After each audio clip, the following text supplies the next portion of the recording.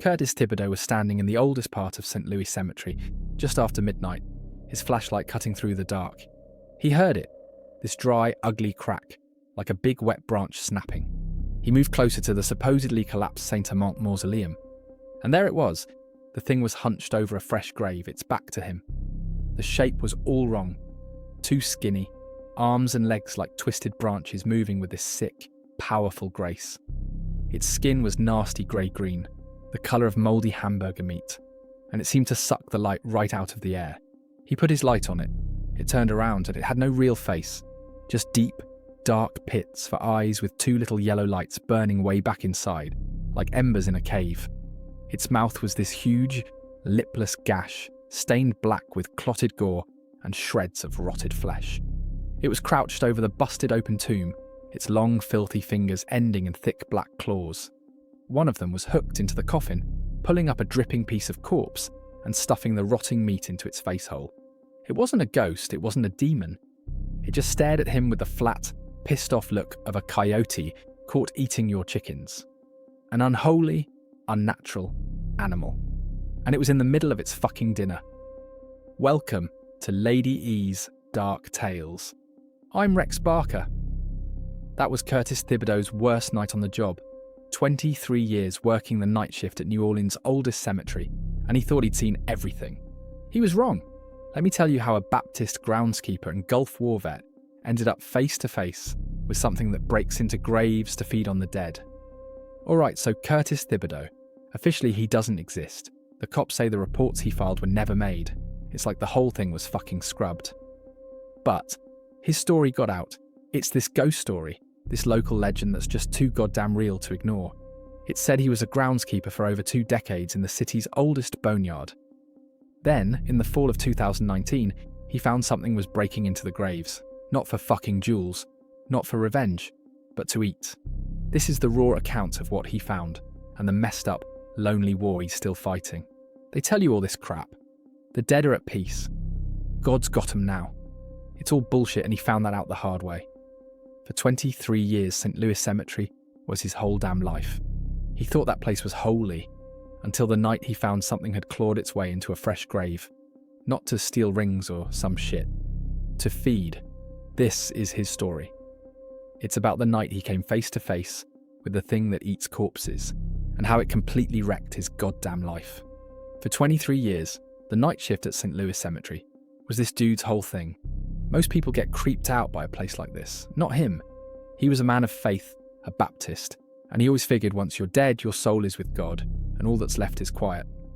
After his wife Sarah passed, that quiet was a comfort. After serving in the Gulf, the peace was a godsend. It was just him, the stones, and the weight of 200 years of New Orleans history sleeping it off. Curtis was 47, a veteran, a widower, and until a few years back, he was the guy who walked these grounds from dusk till dawn. His routine was like a prayer. Lock the gates, walk the north side, then the south. Check the old tombs, make sure no kids were getting stupid ideas. He knew every damn crack in every tomb, every weed that shouldn't be there. That cemetery was more his home than the little house he went back to at sunrise. He felt like he owed it to the families, to the dead. He was their keeper. Or so he thought. He thought he knew every shadow, every sound. Holy shit, was he wrong. It started late September of 2019. The air was just starting to lose that swampy summer heat. He was on his first round, and he saw it. The Doucet plot. They just buried their kid, barely 19, like 3 days before. The brand new seal on the vault, it was fucking shredded. This wasn't a crowbar job, dude. The plaster was gouged and torn to shit, like some goddamn rabid animal with massive claws went ballistic on it, clawing right over where the kid's chest would be. His first thought was, okay, arseholes, vandals. But nothing else was touched. No flowers knocked over, nothing. It was just this, focused, insane clawing, right where the body would be. He called it in the next morning. His boss, Henderson, comes out. He's a practical guy. He said it was probably a big dog, Curtis. A dog? Bullshit. Curtis grew up in the country. He knew what a goddamn dog does. This was deliberate. Precise. He patched the seal, said a prayer for the Doucet boy, and tried to put it out of his head. but this cold knot was twisting in his stomach. Something wanted in. A week goes by, he's jumpy as hell. He started carrying this big-ass maglite, you know? Its weight felt good in his hand. Then it happened again. An old woman's tomb, Mrs. Landry, sealed 4 days prior. This time it was way, way worse. The gouges were deeper, more frenzied, splintering the stone. And the smell. Holy shit, the smell. It was like a dead deer that's been cooking in the summer sun, but mixed with this coppery, rotten metal reek of old blood. It was so thick you could taste the filth in the air. He got closer, his heart was hammering in his ribs. The whole plaster seal was gone, just ripped away down to the brick. And the bricks, they were pulled out. But the real horror, dude, was the coffin. Through the hole he could see the goddamn coffin was smashed in, like caved in from the top. Something with insane strength had punched its way through solid fucking brick and wood, splinters jutting out, to get to the meat inside. Cold-blooded panic just shot through him. This wasn't an animal, this wasn't a grave robber. Robbers have tools. This was savage, brute, monstrous force. All that shit he believed, his faith, it just started to crumble. The Bible talks about demons, sure, but this felt older, hungrier, primal. That night before his shift, he went through his wife's old things and found this little iron cross she used to wear. He put it in his pocket, a little piece of something to hold on to against whatever the hell this was. The third time he was ready, or he thought he was. What a fucking joke. The air that night was dead still, heavy. You could feel a storm brewing offshore. He heard it just after midnight.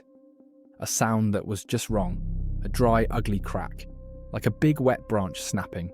It came from the oldest part of the yard, by the supposedly collapsed Saint-Amand mausoleum.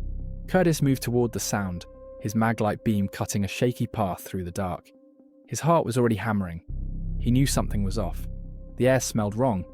That same rotten metal reek of old blood mixed with something sweeter, like meat going bad in the heat.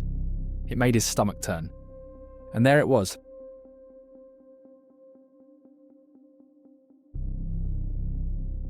For maybe 5 full seconds, Curtis's brain just couldn't process what he was seeing. He was hunched over a fresh grave, its back to him. The shape was all wrong. It was too skinny, impossibly skinny. Its arms and legs like twisted branches. But they were moving with this sick, powerful grace. Its skin was this nasty grey-green, the exact colour of mouldy hamburger meat left out for days, and it seemed to suck the light right out of the air around it. He could hear it feeding. This wet, tearing sound, the crunch of something breaking, a low, satisfied growl that vibrated through the ground. Curtis raised his maglite and put the beam directly on it. It stopped, just froze completely. Then, slowly, so fucking slowly it made every hair on his body stand up, it turned its head to look at him. And dude, holy fuck, holy fucking hell. It had no real face, just these deep dark pits where eyes should be. And way back in those pits, 2 little yellow lights were burning, like embers in a cave, like cigarettes in the dark. Its mouth was this huge, lipless gash that stretched too far across its face, easily 8 inches wide, stained black with clotted gore and shreds of rotted flesh hanging from where teeth should be. Black fluid, blood or something worse, dripped from its chin onto the broken tomb below. It was crouched over the busted open grave, its long, filthy fingers ending in these thick, black claws, maybe 3 inches long each, curved like a bird of prey's talons. One of them was hooked deep into the coffin, pulling up a dripping piece of the corpse inside. Curtis could see it, a chunk of grey meat, maybe part of an arm or leg, strings of rotten tissue hanging off it.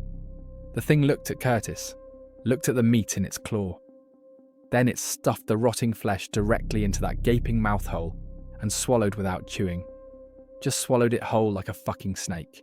Curtis could hear it go down, this awful wet gulping sound. It wasn't a ghost, it wasn't a demon. It didn't have that movie monster rage or supernatural evil. It just stared at him with the flat, pissed off look of a coyote when you catch it eating your chickens. Pure animal, pure hunger. An unholy, unnatural animal that had been interrupted in the middle of its fucking dinner. They stared at each other for what felt like an hour, but was probably only 10 seconds. Curtis couldn't move, couldn't breathe, couldn't think. Every instinct was screaming at him to run. but his legs had turned to concrete. The creature tilted its head, studying him, deciding. It let out this sound, a high, chattering screech that felt like nails scraping the inside of his skull. And then it fucking moved. It wasn't a run or a crawl. It just unfolded and launched itself at him, a blur of fucked up limbs. All he could do was scream and fall backwards, his feet getting tangled up. His hand shot to his pocket, grabbing for the iron cross. But his army training was screaming, "Make distance." And his body wasn't listening. The cross couldn't help him. Nothing could. He scrambled away, dropped his flashlight. It was rolling on the ground, making all these crazy shadows dance. He could hear it behind him, this scrape, scrape, scrape of its claws on the stone path. It was so goddamn fast. Faster than any person. His lungs were on fire. His truck. Holy shit. His truck. He just had to get to the truck. He burst out from between two tombs and he saw it, parked by the gate 50 yards away.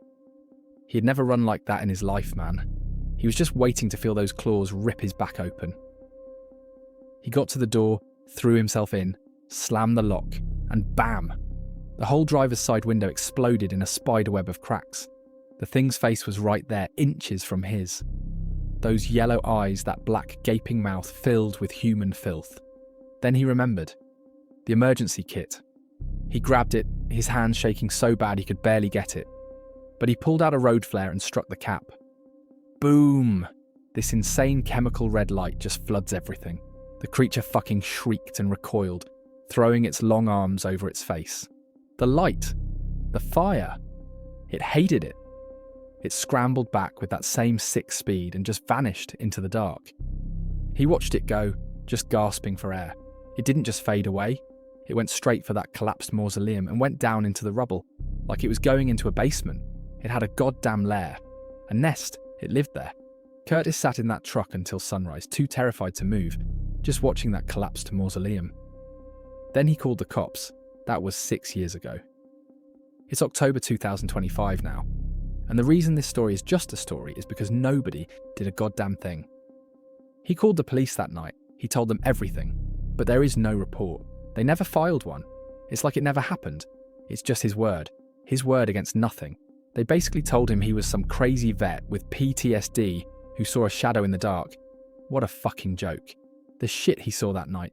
It never leaves you. It's like a parasite in his brain, right next to all the other ghosts from the war. He quit his job, obviously. How the hell could he go back? He can't even eat a steak anymore. The smell of cooked meat, it takes him right back to that open grave. A few people from his church, they believe him. They hold prayer circles by the cemetery walls. But to everyone else, to the cops, he's just some fucking whack job with no proof. Now they're going to build new condos right next to the cemetery wall.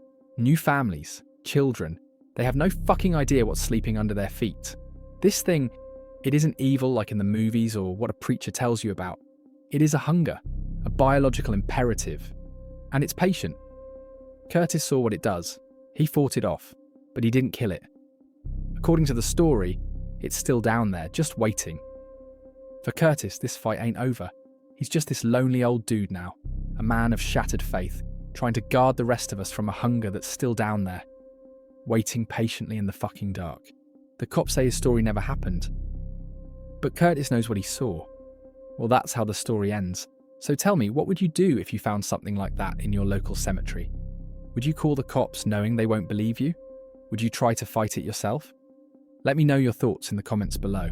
And if stories about creatures that feed in the night intrigue you, don't forget to subscribe for more undocumented encounters with the unexplained. And remember, some hungers are older than we are, and they're patient enough to wait in the dark until we forget they're there.